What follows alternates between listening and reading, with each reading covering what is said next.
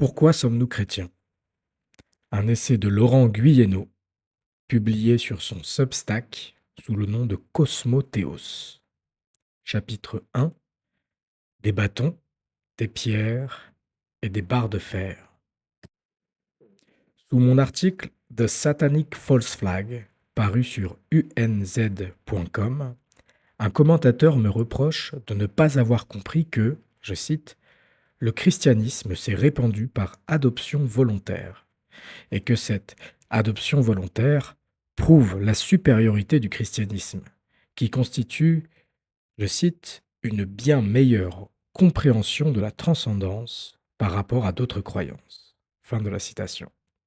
En conclusion, ouvrez les guillemets, le rejet du Christ est une folie et ne peut pas améliorer la situation dans laquelle se trouve l'Occident. Fermez les guillemets. Ce sont des points importants à discuter. En ce qui concerne la dernière affirmation, ma position est qu'il est vital, non seulement pour l'amélioration, mais pour la survie de la civilisation occidentale, d'aller au fond de la question juive. Et le fond de la question juive est le Dieu juif. Le Dieu d'Israël qui prétend être Dieu, qui prétend avoir choisi les Juifs.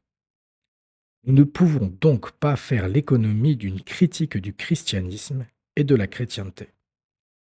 La question chrétienne est tout simplement l'autre face de la question juive.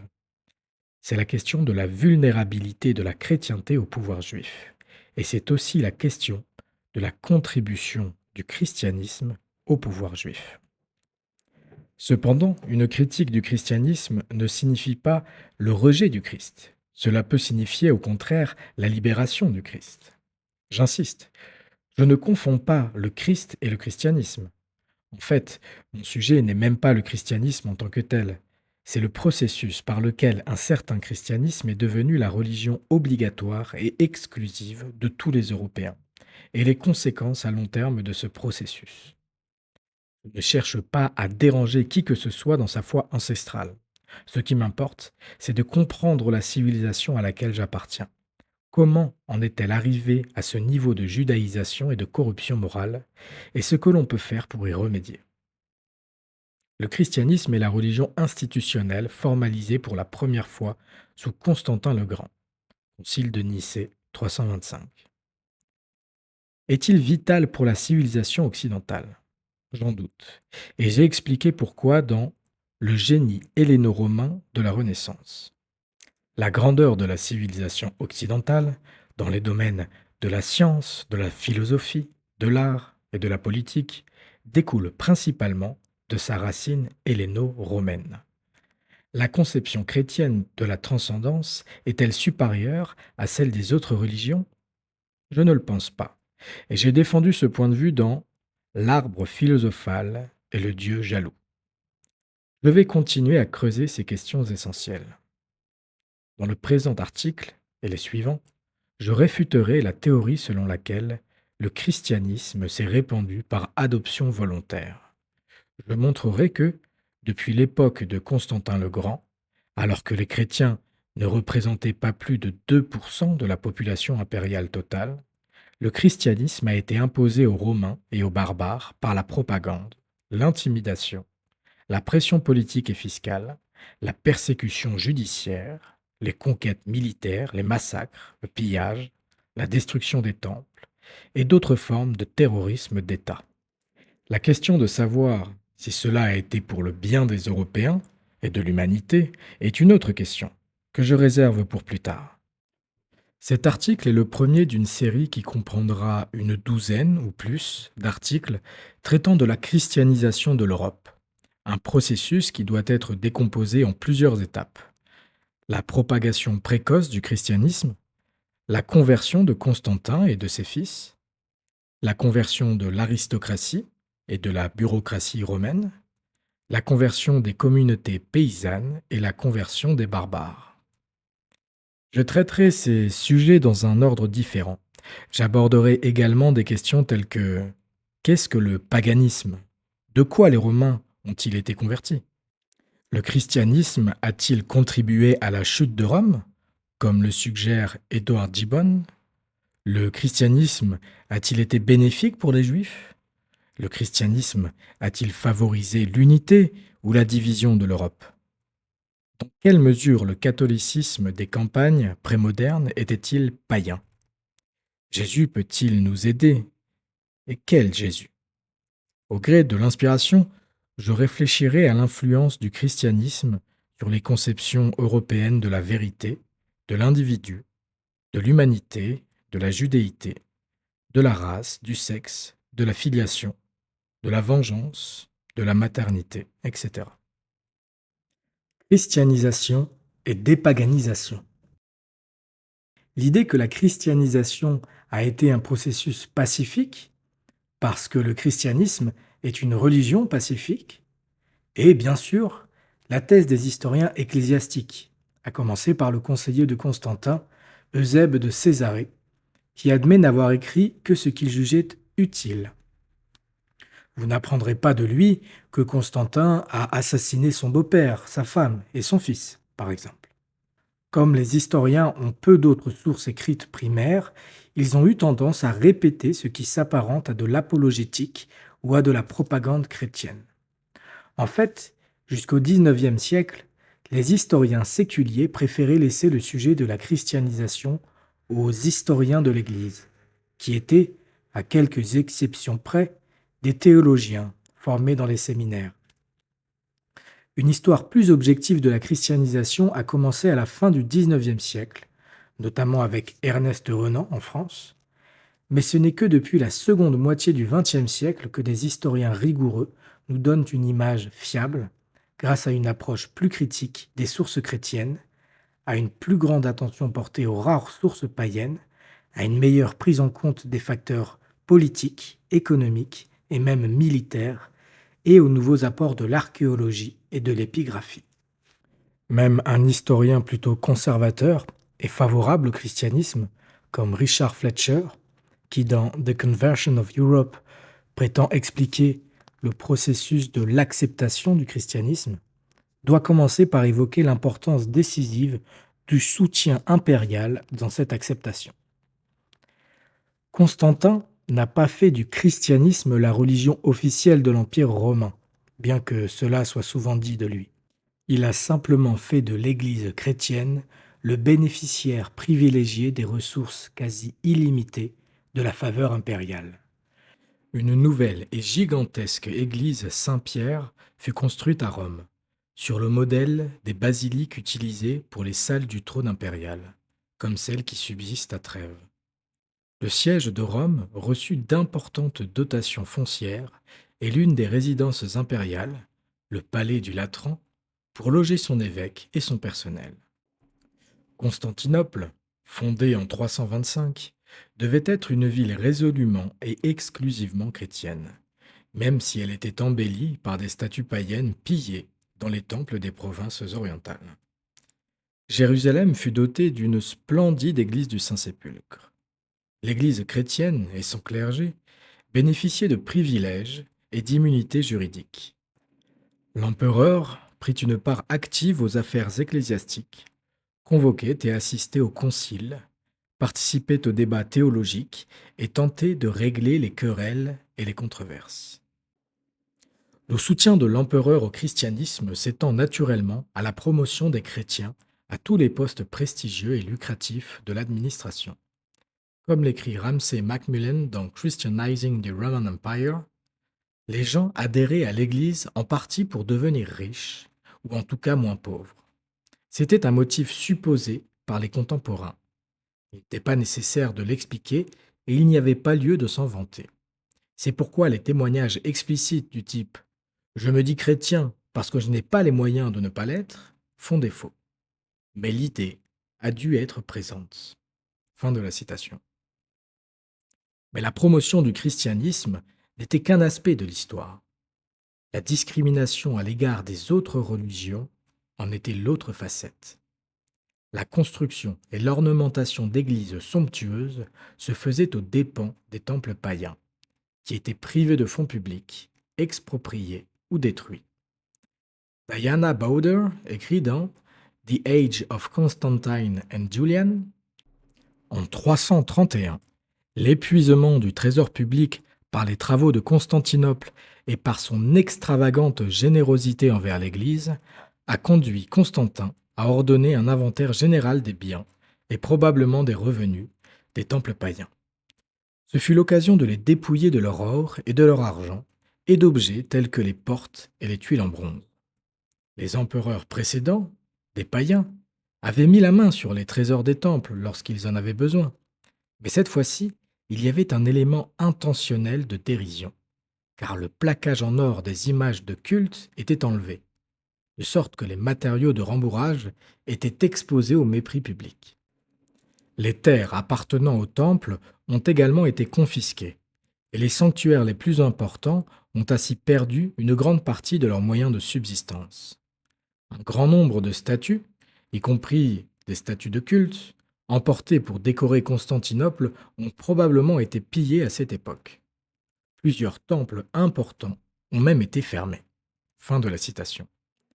Le pillage des temples s'intensifie sous les fils de Constantin. Constantin, Constance et Constant, encouragés par des chrétiens fanatiques comme Firmicus Maternus. Enlevez, oui, enlevez calmement, très saints empereurs, les ornements des temples. Laissez le feu des ateliers de monnaie et le brasier des fonderies les faire fondre, et confisquez toutes les offrandes votives pour votre usage personnel. De l'erreur des religions profanes, 11. La ruine physique du paganisme a atteint sa phase finale sous Théodose Ier, 379-395. Voici les conclusions de Ramsay MacMullen dans Christianizing the Roman Empire. Précédé par le pillage des temples par Constantin, par des explosions de destruction occasionnelles enregistrées dans les provinces orientales et, attestées archéologiquement dans les provinces septentrionales, une phase d'attaque physique nettement plus tranchante ne peut être perçue qu'à partir de 380.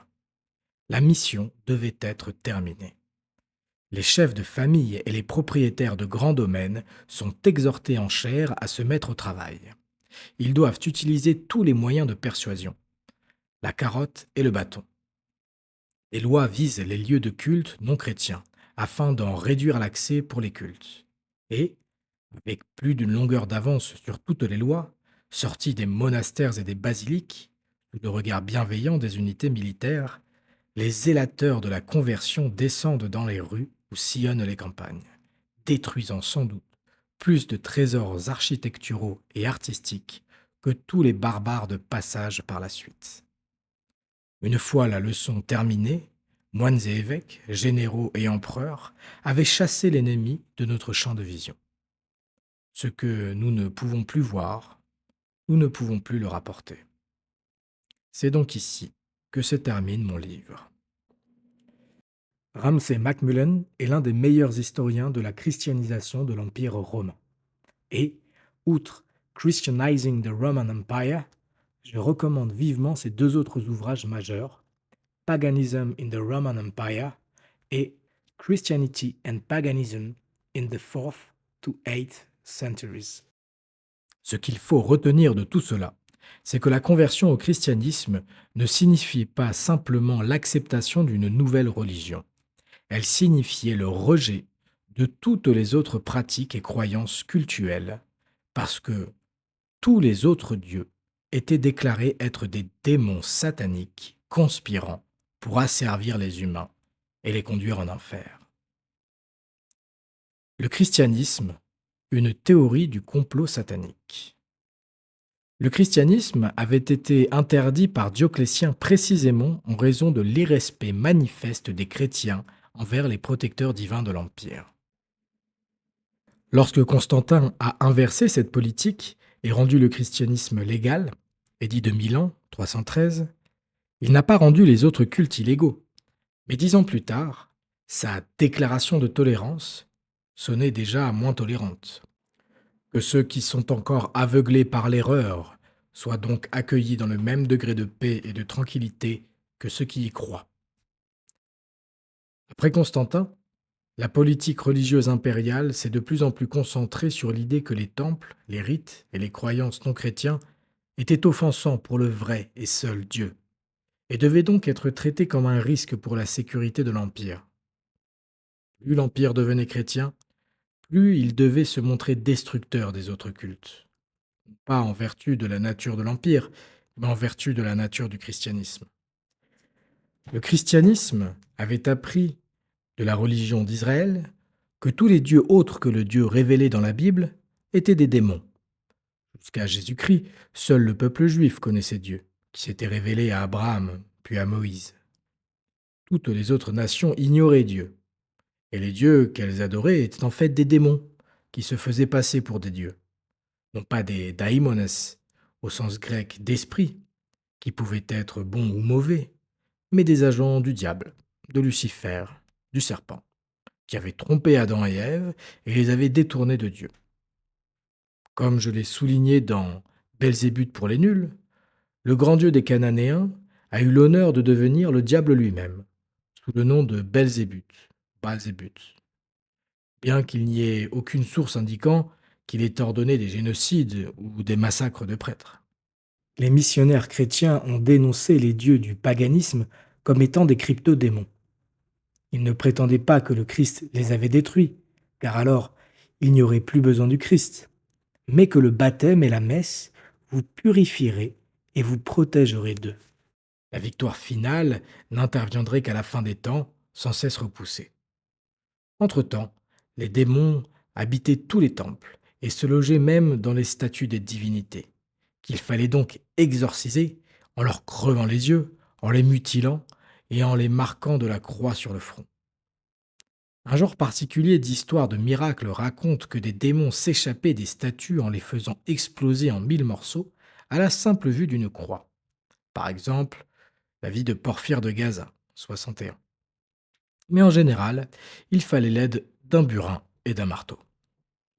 Dans leur complot contre les humains, les anges déchus avaient réussi à imiter le salut chrétien avant même qu'il ne soit disponible, grâce à leur prescience démoniaque du plan de Dieu.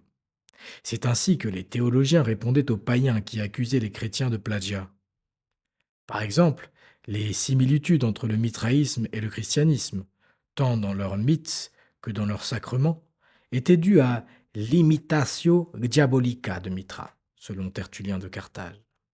Eusèbe de Césarée a développé cette théorie du complot satanique dans ses Problèmes et solutions de l'Évangile, Quaestio 124, Adversus Paganos. Mais le diable, je veux dire Satan, pour donner quelque autorité à ses tromperies et colorer ses mensonges d'une fausse apparence de vérité, a usé de son pouvoir, qui est réel, pour instituer des mystères païens pendant le premier mois, au cours duquel il sait que doivent être célébrées les saintes cérémonies du Seigneur. Il a ainsi enchaîné leurs âmes dans l'erreur, et cela pour deux raisons. D'abord, parce que le mensonge anticipait sur la vérité. La vérité apparaissait donc comme un mensonge, l'antériorité même créant un préjugé contre elle. Ensuite, parce que, dans le premier mois où les Romains observent l'équinoxe comme nous, cette observation s'accompagne pour eux d'une cérémonie dans laquelle ils prétendent obtenir l'expiation par le sang, comme nous l'obtenons par la croix. Grâce à cette ruse, le démon tient donc les païens dans l'erreur. Ils s'imaginent que la vérité, qui est la nôtre, n'est pas la vérité, mais une imitation, forgée par quelques superstitions pour leur faire concurrence. Car il est impossible, affirme-t-il, de tenir pour vrai une invention qui vient après coup. Fin de citation.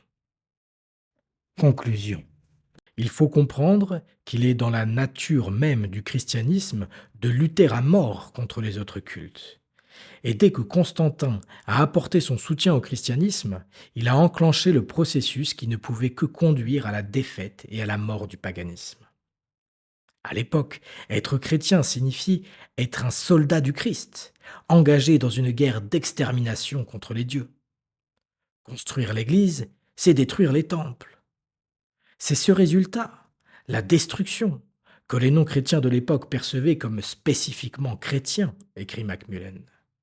Et c'est ce résultat qui, à son tour, a donné un sens si grave, du point de vue païen comme du point de vue chrétien, aux vagues successives de persécution. Ce furent autant de vagues de désespoir. Pourquoi le désespoir? Parce que sous le terme péjoratif de paganisme, les chrétiens s'attaquaient en fait au fondement même de toute activité sociale. La christianisation, dépaganisation, a été une opération d'ingénierie sociale d'une violence inouïe. Le paganisme comme fondement de la vie sociale. Il n'y avait pas un banquet, une fête ou une réunion à laquelle les dieux n'étaient pas conviés. Les enceintes des temples servaient d'auberge, de théâtre, de place de marché, d'hospice pour les pauvres et de centres médicaux. Toute forme d'art était religieuse. On estime à 30 000 le nombre de statues de divinités dans l'Empire romain. Macmillan écrit dans Paganism in the Roman Empire: toute la gamme des instruments de musique connus était mise au service des dieux, dans un culte ou un autre. De même que tous les styles imaginables de danse et de chant, de spectacles théâtral, d'hymnes en prose, de conférences ou de traités philosophiques, de vulgarisation, d'édification, et ainsi de suite. En somme, toute la culture. La même conclusion peut être exprimée de manière négative. Enlever des arts de ces siècles tout ce qui n'était pas largement consacré à la religion, et le cœur de la culture a disparu. Fin de citation. Chaque voyage, même à des fins commerciales, était l'occasion de visiter un sanctuaire local, et les foires religieuses attiraient des personnes de tous horizons, venant de dizaines, voire de centaines de kilomètres à la ronde. Quelle que soit leur taille ou leur zone d'attraction, elles constituaient l'un des principaux moyens d'introduire quelqu'un dans un monde plus vaste que celui dans lequel il était susceptible de passer sa vie professionnelle. L'une des plus émouvantes défenses du paganisme est la lettre adressée par le rhéteur païen Libanius à l'empereur Théodose le Grand en 386. Oration 30 Pro Templis, plaidant pour la préservation des temples contre la prédation des moines chrétiens qui, selon lui, ouvrez les guillemets, s'empressent d'attaquer les temples avec des bâtons, des pierres et des barres de fer, et dans certains cas, au mépris de ceux-ci, avec leurs mains et leurs pieds. Il s'ensuit une désolation totale, avec le démantèlement des toits, la démolition des murs, l'arrachage des statues et le renversement des autels. Et les prêtres doivent se taire ou mourir. Les prêtres doivent se taire ou mourir. Après avoir démoli l'un d'entre eux, ils se précipitent sur un autre, puis sur un troisième, et les trophées s'empilent les uns sur les autres. Libanius se souvient avec nostalgie de l'époque où les temples, innombrables, étaient partout, je cite, une sorte de recours commun pour les gens dans le besoin. Ils sont l'âme de la campagne, dit-il. Ils marquent le début de son peuplement et ont été transmis de génération en génération jusqu'aux hommes d'aujourd'hui. C'est en eux que les communautés agricoles placent leurs espoirs pour les maris, les femmes, les enfants, pour les bœufs et la terre qu'ils sèment et plantent. Un domaine qui a tant souffert a perdu l'inspiration des paysans et leurs espoirs, car ils croient que leur travail sera vain si on leur enlève les dieux qui dirigent leurs travaux vers leur fin. Et si la terre ne jouit plus des mêmes soins, le rendement ne peut plus être le même qu'auparavant. Et dans ce cas, c'est le paysan qui s'appauvrit, et le revenu qui est mis en péril. Fin de citation. En résumé, commente Macmillan, l'ancienne religion convenait très bien à la plupart des gens.